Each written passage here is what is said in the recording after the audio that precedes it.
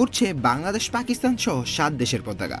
কিন্তু ভারতের পতাকা কোথায়? তবে কি রোহিত ভিরাটরা পাকিস্তান চ্যাম্পিয়ন ট্রফিতে খেলতে না যাওয়ায় ভারতের পতাকাও থাকবে না এই নীতিতে পিসিবি?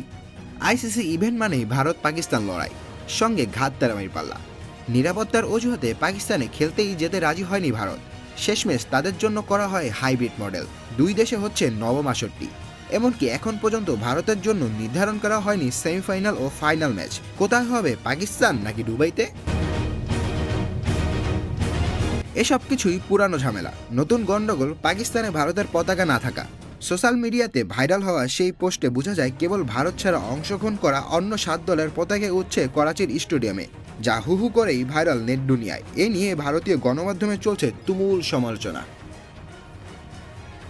বিসিসিআই পাকিস্তানে দল না পাঠানোর কারণেই ভারতের পতাকা টানানো হয়নি, যা চরম বিতর্কিত, এমনটাই দাবি করে সংবাদ করেছে ভারতীয় গণমাধ্যম।